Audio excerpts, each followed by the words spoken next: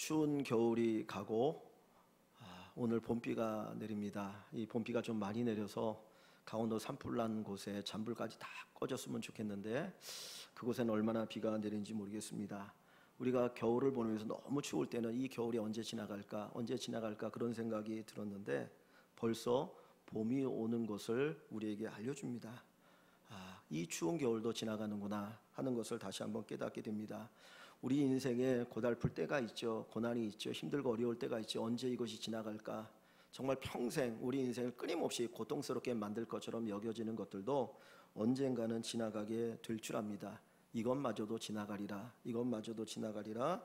저와 여러분들이 어려움 속에서도 분명히 지나갈 것을 믿으시고 하나님이 우리에게 새로운 회복의 은혜를 베풀어 주실 것을 믿으시고 또 희망을 가지고 살아가는 또 한 주간이 되기를 주의 이름으로 다시 한번 간절히 축원합니다.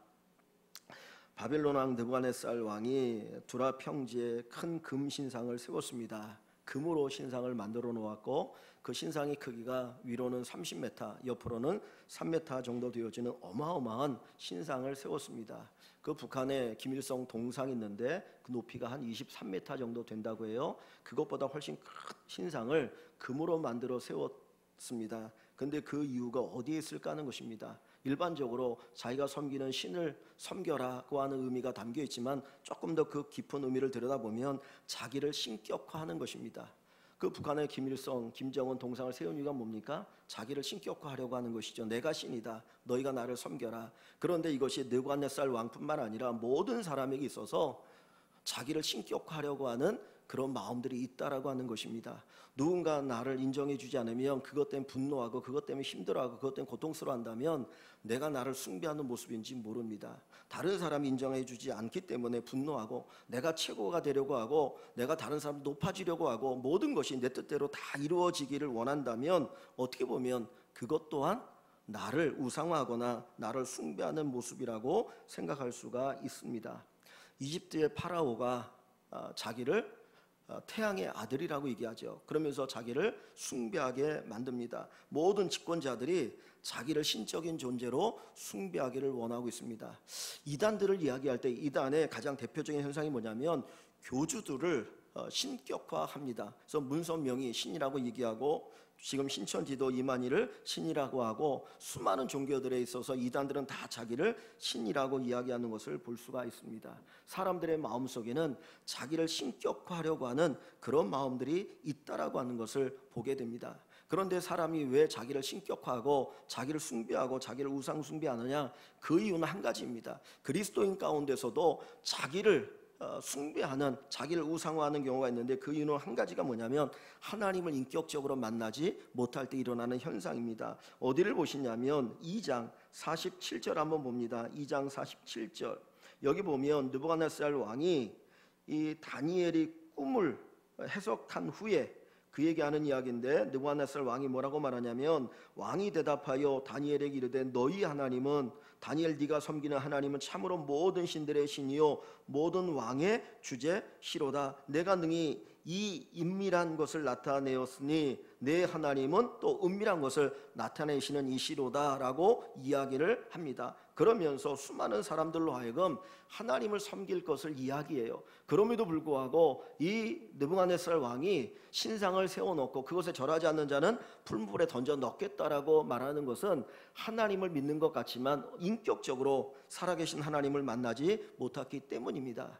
우리가 믿음 생활하면서도 때로는 나를 숭배할 때가 있어요. 나를 숭배하려고 합니다. 그 이유가 어디에 있느냐? 진짜 살아계신 하나님을 인격적으로 만나지 못했기 때문입니다. 저와 여러분들이 인격적으로 살아계신 하나님을 만나게 되어지면 나를 하나님 앞에 낮추고 하나님만 높이는 믿음으로 살아갈 수 있게 되어진다라고 하는 사실입니다. 하나님께서 이스라엘 백성들에게 10가지의 계명을 주셨죠. 그 10가지 계명의 첫 번째와 두 번째가 뭡니까? 너를 위하여 나 외에 다른 신을 내게 두지 말라. 첫 번째 계명이죠. 두 번째 계명은 뭡니까? 너를 위하여 새긴 형상을 만들지 말고 그것에게 절하지 말라 그럽니다. 즉 한마디로 얘기하면 우상 숭배하지 말라는 겁니다. 하나님 우상 숭배하는 것을 가장 싫어하는 죄입니다. 우상 숭배하는 가장 싫어하는 죄입니다. 왜? 하나님의 영광을 빼앗아서 다른 것에 돌리기 때문에 하나님께서 그것을 가장 싫어하는 죄인데 그 우상 숭배의 가장 밑바탕에는 뭐가 깔려 있습니까? 자기 숭배가 깔려 있어요. 자기 숭배가 깔려 있습니다. 겉으로는 우상 숭배이지만 그 이면에는 나를 숭배하는 것이 깔려 있다라고 하는 사실입니다. 출애굽기 32장 1절 한번 봅니다. 성경 구절 한번 띄워주겠습니까? 출애굽기 32장 1절 말씀을 보시면 우리 한번 같이 읽어봅니다. 백성이 모세가 산에서 내려옴이 더딤을 보고 모여 백성이 아론에게 이르러 말하되 일어나라, 우리를 위하여 우리를 인도할 신을 만들라. 이 모세 곧 우리를 애굽 땅에서 인도해낸 사람은 어찌 되었는지 알지 못함이니라. 요 말씀의 내용은 이런 겁니다. 모세가 이제 하나님 부름을 받아서 시내산에 올라갑니다. 그런데 여러 번 올라가서 기도하고 내려왔는데 하나님께서 이 모세를 불렀는데 이 모세가 내려오지 않는 거예요. 하루가 가고 이틀이 가고 3일이 가고 4일이 가고 정말 수십 일이 지났는데도 불구하고 내려오지 않으니까 그때 이스라엘 백성들에게 두려움이 생기기 시작했습니다. 그러면서 그들이 하는 이야기가 저 이야기입니다. 다시 한번 보십시오. 다시 한번 보여줄래요? 보면 백성이 모세가 산에서 내려옴이 더딤을 보고 내려오지 않으니까 그때 백성들이 아론에게 요청을 하는데 그 요청의 내용이 뭡니까? 일어나라, 우리를 위하여 우리를 인도할 신을 만들라. 지금 우상을 만드는데, 금송아지를 만드는데 무엇 때문에 만듭니까? 우리를 위하여 우리를 인도할 신을 만들어라 하는 거예요. 지금 신을, 하나님을 섬기는 눈에 보이는 어떤 하나님의 존재를 보기를 원하는데 그 목적이 어디 있어요? 우리를 위하여. 하나님을 위한 것이 아니고 자기들을 위하여, 우리를 위하여 신을 만들으라고 이야기합니다. 결국 저것이 뭡니까? 자기 숭배인 겁니다. 겉으로는 우상 숭배 같지만 실제적으로는 자기 숭배라고 하는 것을 가르쳐주고 있습니다. 우상 숭배의 모든 근원은 자기를 숭배하는 것입니다. 그래서 자기를 숭배하고자 하는 것이 인간의 본성에 담겨 있다라고 하는 것이죠. 하나님께서 아담과 하와에게 선악과를 따먹지 말라, 따먹나는 정녕 너희가 죽을 것이라고 이야기합니다. 여러분, 선악과를 따먹는 것이 그렇게 큰 죄입니까? 그렇게 죽을 만큼 큰 죄입니까? 남을 죽인 것도 아니고요, 남의 것을 빼앗은 것도 아니고요, 선악과를 따먹은 그 자체가 하나님 따먹지 말라고 했다고 해서 그것을 따먹는 죄가 그렇게 큰 죄입니까?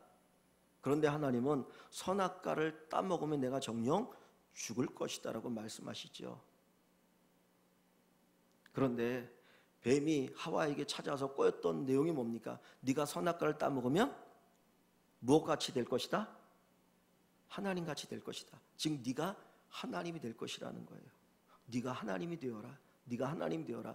하나님 필요 없어. 너가 하나님이 돼 라고 하는 죄가 선악과를 따먹는 죄였어요. 즉 하나님을 숭배하지 않고 자기가 하나님이 되려고 하는 그 죄에 대해서 바로 그것은 죽음이라고 하는 결과를 가져온다라고 하는 것을 우리에게 이야기합니다.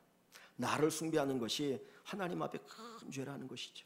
하나님을 하나님으로 섬기고 살아가야 되는데 하나님이 아닌 나를 숭배하는 것, 내가 신이 되는 것, 내가 그 자리를 차지하는 것이 하나님 앞에 커다란 죄라고 하는 것을 우리에게 보여줍니다. 폴 비치라고 하는 심리학자가 있습니다. 이 사람은 원래 기독교인이었는데 무엇 때문인지 모르겠지만은 기독교를 떠났어요. 기독교를 떠나고 무신론자로 살아가다가 다시 기독교로 돌아온 사람입니다. 그런데 이 폴 비치라고 하는 이 심리학자, 종교 심리학자인데 이 사람이 이야기하기를 오늘날 많은 사람들이 읽는 책이 뭐냐? 자기 개발서라는 거죠. 어떻게 하면 성공할 수 있을까? 어떻게 하면 자존감을 가질 수 있을까? 어떻게 하면 자증감을 가질 수 있을까? 자기 개발에 관한 책들을 수없이 읽는데 근데 아이러니하게도 나타나는 결과는 많은 사람들이 열등감 가운데 살아가고 있다는 거예요. 그렇게 자기 개발서를 읽고 있는데도 불구하고 수많은 사람들이 열등감에 빠져서 허우적거리고 있더라. 때로는 우울증에 빠져서 힘들어하고 정말 괴로워하기도 합니다. 그런데 그 이면에 깔려 있는 것이 무엇이냐? 그것이 자기 숭배라고 이야기합니다. 자기 숭배. 나를 높이려고 하고 내가 최고가 되려고 하고 하나님이 없이 나를 자꾸 높이는 그 삶, 그것이 결국은 인간으로 하여금 나락으로 떨어지게 만드는 것이다라고 그는 이야기하고 있습니다. 그 테디어스 윌리엄스라고 하는 미국의 그 바이올라 대학의 교수님이 계신데 그분이 자기 숭배에 대한 경고를 합니다. 인간들이 자기를 숭배하는데 그 미국인들의 통계를 인용하면서 뭐라고 말하냐면 약 80%의 미국인들이 자신을 즐기는 게 인생의 가장 큰 목표라고 이야기한다는 거예요. 나를 즐기는 것이 내 인생의 가장 큰 목표다. 또 86%는 자신을 즐기기 위해서 내가 원하는 것을 추구하며 살아간다라고 이야기합니다. 당연히 그럴 수 있는 것처럼 보이는데 이것이 바로 자기 숭배라는 거예요. 인간이 자기를 숭배할 때 결국은 나락으로 떨어지게 되었지요. 오늘 우리 모든 인간들의 마음속에 있는 본성이 있어요. 그 본성이 무엇이냐면 자기 우상화의 본성이에요. 나를 우상화시키려고 하는, 나를 자꾸 높이려고 하는 그 본성이 우리 안에 있어서 내 중심에 하나님이 아닌 내가 그 자리에 서 있기를 원하고 있는 것입니다. 성경 구절 디모데후서 3장 1절 말씀 있습니다. 한번 보여줄까요? 디모데후서 3장 1절 한번 같이 읽어볼까요? 사람들이 자기를 사랑하며 돈을 사랑하며 자랑하며 교만하며 비방하며 부모를 거역하며 감사하지 아니하며 거룩하지 아니하며. 근데 저 3장 1절에 보면 말세에 고통하는 때가 이르리니 라는 말이 나와요. 말세가 되면 고통하는 때가 이를 것이다. 우리가 생각할 때는 지금 우리가 살아가는 이 삶의 상황이 얼마나 편해집니까? 과거보다 더 좋은 환경 속에 살아가고 있지 않습니까? 그런데 성경은 뭐라고 말하냐면 말세가 되면 고통하는 때가 이를 것이다 라고 이야기를 하셔요. 그리고 그 고통하는 때가 이르는 그 이유를 쭉 얘기하는데 첫 번째가 뭡니까? 사람들이 자기를 사랑하며. 사람들이 자기를 사랑하며. 아니, 사랑하는 게 저게 뭐가 죄예요? 자기가 자기를 사랑하는 게. 사실 자기를 사랑할 줄 아는 사람이 남을 사랑할 줄 안다 그래요. 내가 나를 사랑하지 못하는 사람은 다른 사람을 사랑하지도 못한다고 얘기하거든요. 그런데 성경은 자기를 사랑하는 것이 엄청난 큰 죄라고 얘기하는데, 저기에서 자기를 사랑한다라고 하는 것은 단순히 나를 사랑하는 것이 아니라 자기를 숭배하는 것을 의미합니다. 과도하게 집착하게 자기를 사랑하고 자기를 숭배하는 그것이 바로 하나님 앞에 죄가 된다라는 거예요. 그런데 이 시대의 현상을 보니까 모든 사람들이 자기 숭배에 빠져 있어요. 나를 그 어떤 것보다 더 높은 자리에 올리고 하나님보다 더 높은 자리에 올리고 있는 것을 우리가 볼 수 있습니다.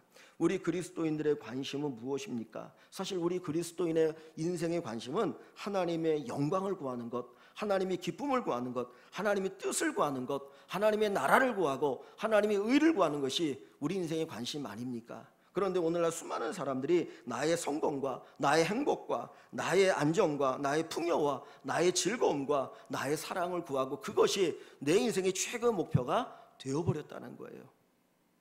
그리스도인들마저도 하나님이 아닌 내가 신이 되어서 내가 복음에 빠져서 나를 신격화하고 우상화하고 숭배하는 그 자리에 머물러 있는 우리 자신을 한번 돌아보면서 정말 그 우상화되어지는 것들을 깨트릴 수 있는 저와 여러분이 되시기를 다시 한번 간절히 축원합니다. 여러분, 사형리라고 하는 작은 전도 책자를 아십니까? 그 CCC라고 하는 대학생 선교회에서 만든 전도 책자예요. 거기 보면 4가지 영적인 원리를 이야기합니다. 이 세상의 모든 만물들이 어떤 원리가 있는 것처럼 영적인 세계에도 4가지 원리가 있다 그러면서 그 4가지 원리를 쭉 이야기하는데, 맨 마지막에 가보면 이런 내용이 나와요. 그러면서 마지막에 당신의 마음의 보좌에, 당신의 인생의 보좌에 누구를 왕으로 모시겠습니까? 당신이 당신의 인생의 왕이 되겠습니까? 아니면 하나님께서 당신의 인생의 왕이 되시기를 원하십니까? 여러분의 인생에 누가 왕이 되기를 원합니까? 내가 내 인생의 왕이 되어지면 잘 살 수 있을까요? 우리는 엄청난 한계를 가지고 있는 사람들입니다. 한치 앞을 내다볼 수 없는 사람들입니다. 우리의 지혜라고 하는 너무나 부족합니다. 그러기에 내가 네 인생의 왕이 되어지면 우리는 수많은 문제 가운데 살아갈 수밖에 없습니다. 그런데 전능하신 하나님이, 우리를 사랑하신 하나님이 우리 인생의 왕이 되어주시면 그분의 인도하심과 그분의 다스림과 그분의 보함 속에서 가장 복된 인생을 살아가게 되어질 줄 믿습니다. 사랑하는 성도 여러분, 여러분의 삶에, 여러분의 인생에 예수 그리스도가 여러분의 왕이 되시고 여러분의 주인이 되시기를 주님의 이름으로 간절히 축원합니다. 요즘 가장 많은 분들에게 영향을 끼치는 목사님이 계신데, 팀 켈러라고 하는 미국의 목사님이십니다. 이분이 수많은 책을 통해서 많은 분들에게 선한 영향력과 복음의 능력을 이제 이야기하는데, 그분이 쓴 책 가운데 하나가 내가 만든 신이라는 책이 있어요. 내가 만든 신. 내가 만든 신. 신이 아닌데 우리 스스로가 그것을 신으로 만들어서 그것을 숭배하고 있다라고 하는 것이죠. 그런데 그분이 그 책에서 우리가 만든 신이 6가지가 있는데 그 6가지가 뭔지, 첫째가 뭐냐면 평생의 소원이라는 거예요. 우리가 평생의 소원을 이루기 위해서 살아가는데 그 평생의 소원이 나도 모르게 나의 신이 되었다라는 거예요. 그것을 가리켜서 아브라함의 이야기를 통해서 얘기하는데, 하나님이 아브라함에게 야 아브라함아 그 이삭을 바치게 하시죠. 하나님께서 아브라함 100세가 되었을 때 그에게 이삭을 주셨는데 그 이삭을 나에게 제물로 바치라고 합니다. 그런데 하나님이 그 이삭을 지명할 때 표현이 뭐라고 하냐면 내가 사랑하는 내 독자 이삭이라고 그래요. 내가 사랑하는 내 독자 이삭. 그가 평생에 아들을 갖고 싶었는데 하나님이 그 아들을 주셨어요. 그랬더니 그 아들이 이 아브라함에게 뭐가 되어요? 우상이 되어지는 거예요. 그때 하나님께서 네 아들을 내게 바치라고 말씀합니다.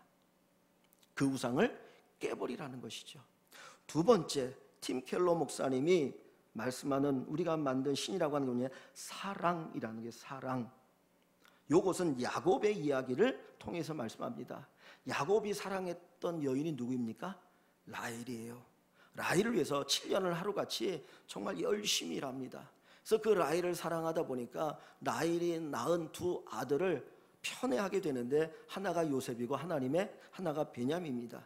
그것 때문에 결국은 그 가정이 초토가 되어지고 자녀들에게 갈등이 생기게 되어지고 큰 아픔이 찾아오게 되어집니다. 사랑조차도 우리에게 우상이 될 수 있다는 거죠. 세 번째는 돈입니다. 돈. 삭개오의 이야기를 합니다. 삭개오는 돈이 있으면 행복할 거라고 생각했고 내가 돈이 있으면 사람들에게 무시당하지 않을 거라고 생각했는데 그 돈 때문에 얼마나 많은 사람들의 눈물을 흘리게 만들고 피를 빠는 자가 되었습니까? 네 번째가 성취라고 하는 겁니다. 느부갓네살, 이 왕에 대한 이야기예요. 그가 바벨론의 왕이 되어 수많은 것들을 다 이루어가는데 결국은 그것 때문에 결국은 망하는 자가 이 느부갓네살이 되어집니다. 다섯 번째는 권력으로 이야기합니다. 나아만 장군, 그는 권력이 있었지만 문둥병자였죠. 그 권력 때문에 하나님의 선지자 앞에서도 얼마나 오만했는지 몰라요. 이게 잘못되어진 우상이라고 하는 겁니다. 마지막 여섯 번째를 문화와 종교로 얘기하는데 요나의 이야기를 합니다. 그래서 이 요나에게는 진정한 복음, 진정한 은혜가 없었어요. 가서 심판만을 선포합니다. 그것 때문에 하나님께 책망하시는 것을 이야기하는데 오늘날 수많은 사람들이 이 6가지를 자기의 신으로 추구하고 섬기고 살아가면서 결국 우상화, 자기를 우상화하고 있다라고 하는 것을 말씀하고 있어요. 골로새 3장 5절에 보면 탐심은 우상 숭배니라 했어요. 탐심은 우상 숭배니라. 왜 우리가 우상을 만들고 왜 우리가 우리를 숭배합니까? 우리 안에 탐심이 있기 때문이에요. 내가 더 높아지려고 하는 그 욕심, 내가 더 많은 것을 가지려고 하는 그 욕심, 내가 다른 사람보다 더 편안하게 살려고 하는 그 욕심, 내가 최고가 되려고 하는 그 탐심, 그 욕심 때문에 우리가 우상을 만들고 우리 스스로를 숭배하는 어리석음에 빠지고 있는 것을 우리에게 보여줍니다. 저와 여러분들이 자기 우상화에 빠지지 않냐고, 자기 숭배에 빠지지 않게 되기를 소망합니다. 우리는 그런 생각이 있어요. 내가 원하는 대로 인생이 이루어지면 행복할 것이다. 내가 원하는 대로 사업이 되어지고 내가 원하는 대로 학교에 취직하고 내가 원하는 대로 모든 것이 이루어지면 나는 행복할 것이다. 그래서 그 원하는 대로 이루어지기를 위해서 우상을 만들고 숭배하는데 진짜 내가 원하는 대로 모든 것이 이루어지면 행복할 수 있을까요? 솔로몬은 자기가 원하는 것을 다 해본 사람입니다. 내 눈이 보는 것을 금하지 않았고 내 마음이 원하는 것을 멈추지 않았던 사람이 솔로몬이잖아요. 근데 그 솔로몬이 나중에 뭐라고 말합니까? 헛되니 바람을 잡는 것과 같다 그랬어요. 바람 우리가 잡을 수 있습니까? 잡은 것 같지만 없잖아요. 자기가 마음대로 자기 인생을 즐겼지만 마지막 그 노년에 그의 고백은 헛되니 모든 것이 헛되도다. 마치 바람을 잡으려고 했던 것과 같다라고 그는 고백합니다. 여러분, 우리 인생은 내 마음대로 되어서 행복한 것이 아닙니다. 내 마음대로 되어도 우리는 행복할 수가 없어요. 우리는 언제 행복할 수 있습니까? 하나님의 뜻대로 이루어질 때 진짜 행복할 수 있는 겁니다. 내 인생에 하나님의 뜻대로 흘러갈 때, 하나님의 뜻이 우리 안에 이루어질 때 거기에 진정한 행복이 있게 됩니다. 사실 이 세상에는 자기 마음대로 사는 사람은 한 사람도 없습니다. 아니, 하나님조차도, 하나님 자신도 자기 마음대로 사시지는 않으시는 것 같아요. 만약에 하나님께서 억지로라도 하나님 뜻대로 우리를 이끌어 가려면 강압적으로 하실 수 있어요. 그러나 하나님은 그렇게 하시지 않으시더라고요. 때로는 어떤 사람들은 그런 간증을 하기도 하지만 대부분 경우는 하나님께서 우리 의지대로 행하게 하시고 그 가운데 실패를 경험하고 겉봐, 네 뜻대로 살아보니까 행복하디 안 되잖아. 그러니까 돌아와, 내 뜻대로 사는 것이 너희에게 진정한 유익이야, 너희에게 참 행복이야. 그거를 깨닫게 하시고 돌아오게 하셔요. 그게 성경의 무슨 이야기입니까? 탕자의 이야기죠. 자기 마음대로 행했더니 결국 거지가 되어서 아버지 집에 돌아오는 그 탕자의 모습을 통해서 인간이 자기 마음대로 산다고 행복한 것이 아니다라고 하는 것을 우리에게 보여주고 있는 내용입니다. 우리 장로교는 웨스트민스터 신앙고백서라고 하는 것, 그리고 그 웨스트민스터 신앙고백서에 기초한 대요리 문답, 소요리 문답 이것을 가지고 어떤 신앙교육을 합니다. 그런데 그 소요리 문답 제1번에 보면 이런 질문이 있어요. 사람의 제일 되는 목적이 무엇이냐? 즉 이야기 뭐냐면 사람에게 있어서 최고의 인생의 목적이 무엇입니까? 라고 하는 질문입니다. 여러분들이 이 땅에 태어나서 살다가 이제 하나님 부르시면 가게 되는데 우리가 이 땅을 살아가는 최고의 목적이 무엇입니까? 인생의 최고의 목적이 뭔가요? 생각해 보신 적이 있습니까? 제가 오래전에 수요일 날 이 소요리 문답을 가지고 쭉 공부를 했었는데 우리 인생의 최고의 목적이 무엇인가요? 이 방향이 잡히지 않으면 우리는 잘못된 인생을 살 수 있거든요. 왜냐하면 목적을 잃어버려 살아가는 거니까 인생이 방황을 하는 거예요. 방황하는 데는 행복이 있을 수가 없죠. 근데 소요리 문답에 보면 이렇게 얘기합니다.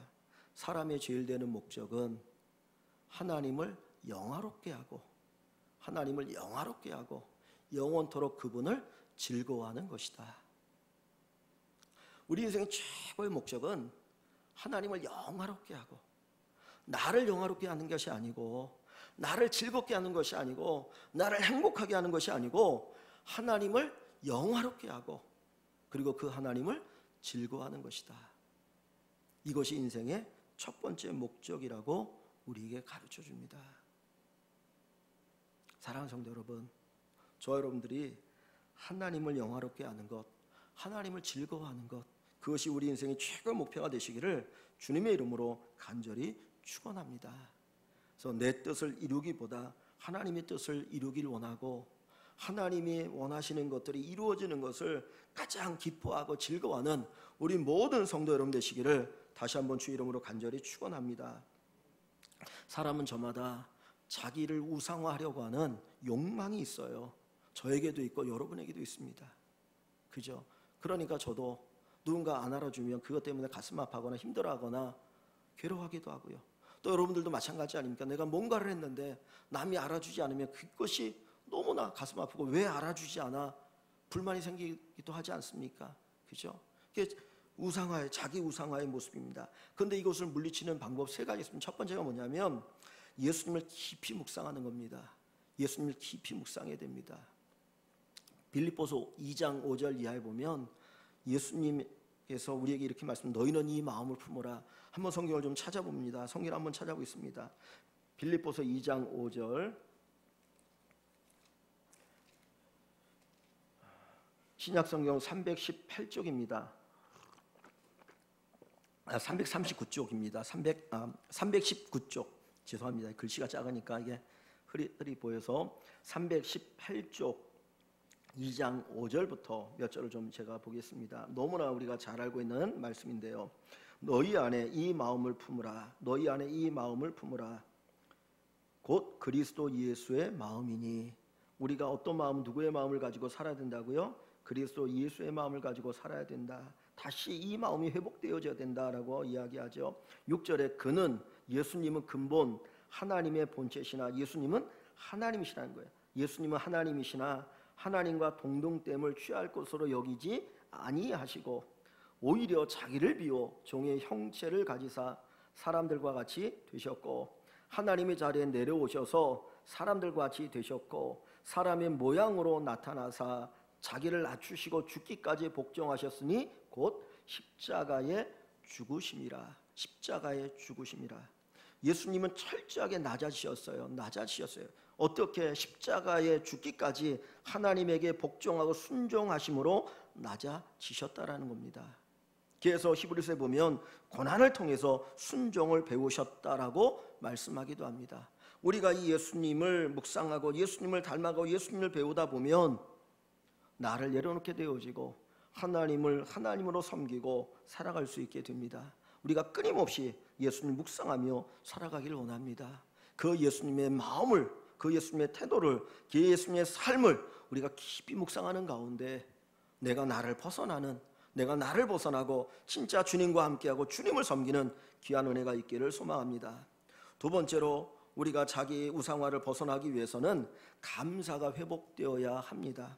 언제부턴가 우리 삶 속에서 감사를 잃어버리고 살아갑니다. 모든 것이 당연하다고 생각합니다. 내가 누리고 있는 것, 내가 살아가는 모든 것을 당연하게 여기고 있지는 않습니까? 내가 이만큼 노력했으니까, 이만큼 수고했으니까 나는 당연히 이 모든 것들을 누리고 살아야 돼라고 생각을 합니다. 그러면서 내 뜻대로 아니면 내가 원하는 대로 이루어지지 않는 것에 대해서 우리가 불평하고 불만하기가 쉽지요. 그런데 우리는 다시 한번 감사를 회복하기를 원합니다.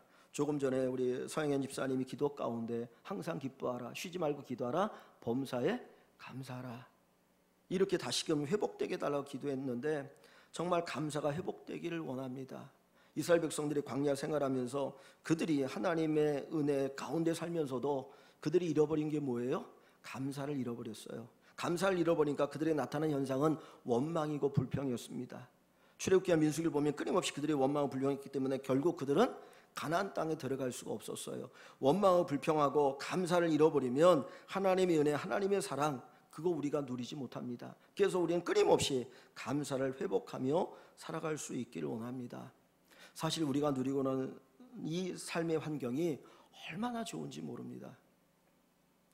언젠가 친구 목사님이 장애인 복지재단 복지관의 원장인데 이 얘기하다가 친구 목사님 미국에 이제 견학을 갔다는 거예요. 그래서 쭉 견학을 갔다가 와서 하는 이야기가 정말 우리나라가 얼마나 좋은 나라인지, 장애인들이 가장 살기 좋은 나라 가운데 하나가 우리나라라고 얘기하더라고요. 미국보다, 자기가 뉴욕을 가봤는데 뉴욕보다도 장애인들이 편리하게 다닐 수 있을 정도로 그렇게 좋은 나라가 우리나라더라. 그런데 그 이야기를 합니다. 그런데 얼마나 많은 청년들이 전에 헬조선 그런 얘기 하지 않았습니까? 우리가 누리고 있는 것들에 대해서 정말 감사하며 살았으면 좋겠어요.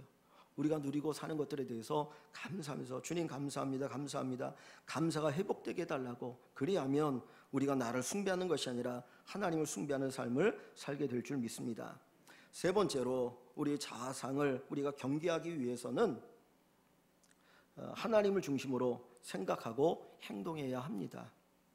제가 청년 시절에 학교 일로 한 출판사의 사장 장로님을 뵌 적이 있는데 그분이 이런 얘기 저런 얘기 해주시면서 해주셨던 얘기 가운데 제가 잊을 수 없는 것이 있어요. 너의 삶의 어떤 기준을 정할 때 이렇게 하라고, 이것이 기준이 돼야 된다고 얘기하시면서 우리가 행동을 할 때 이 세 가지 기준을 꼭 지키라고 얘기하셨는데 그 첫 번째 뭐냐면 내가 하는 그 일이 하나님께 영광이 되는가, 내가 하는 그 일이 하나님을 기쁘시게 하는가, 저나 여러분이 하는 그 행동이 하나님께 기쁨이 되는가, 내가 이렇게 하면 하나님 기뻐하실까, 내가 이렇게 하면 하나님 기뻐하실까, 이렇게 하면 하나님께 영광이 될까, 이거를 제일 먼저 생각하라는 거예요. 두 번째는 내가 하는 그 일이 교회에 덕이 되는가, 내가 그 행동을 하면 교회에 덕이 될까, 성도들에게 본이 될까, 성도들에게 유익이 될까, 이 부분을 생각하라고 얘기하시더라고요. 세 번째는 그것이 너의 신앙에 유익이 될까, 너의 신앙이 진정한 유익이 되느냐. 내가 하는 이 행동이 하나님께 기쁨이 될까? 내가 하는 이 행동이 교회의 덕이 되는가? 내가 하는 이 행동이 나의 신앙의 유익이 되는가? 그런데 이 순서가 중요합니다. 거꾸로 올라가면 다 틀어지게 돼 있어요. 그래서 하나님의 기쁨이 되는가, 교회의 덕이 되는가, 나의 신앙의 유익이 되는가, 이 세 가지를 생각하면 나를 벗어버리고 나의 우상화를 벗어버리고 하나님으로 모시고 섬기는 귀한 은혜가 있게 되어질 줄 믿습니다. 예레미야 9장 23절에 보면 예레미야 선지자가 이스라엘 백성들에게 너희는 너희 자신을 자랑하지 말고 하나님을 자랑하라 그래요. 너희 자신을 자랑하지 말고 하나님을 자랑하라. 지혜 있는 자는 지혜를 자랑하지 말고 용맹한 자는 용맹을 자랑하지 말고 부한 자는 자기의 물질을 자랑하지 말고 하나님을 자랑하되 하나님을 아는 것을 자랑하고 하나님께서 사랑과 정의와 공의를 행하시는 분임을 자랑하라고 이야기합니다. 끊임없이 저와 여러분들이 하나님을 자랑할 수 있기를 원합니다. 내가 하나님을 자랑할 때 나를 벗어나고 나를 숭배하지 아니하고 진짜 하나님을 숭배하며 살게 되어질 줄 믿습니다. 우리는 부족하지만 하나님이 우리를 이끌어 가시면 우리는 가장 복된 인생을 살아가게 될 것입니다. 여러분 한 분 한 분이 하나님을 모시고 살아가길 원합니다. 우리 모두에게는 나를 숭배하고자 하는 욕망이 있습니다. 나를 우상하려고 하는 감춰진 욕망이 있습니다. 그것을 벗어나서 진짜 하나님으로 섬기고 그 하나님으로 인하여 복된 인생을 살아가는 우리 모든 성도 여러분 되시기를 주의 이름으로 간절히 축원합니다.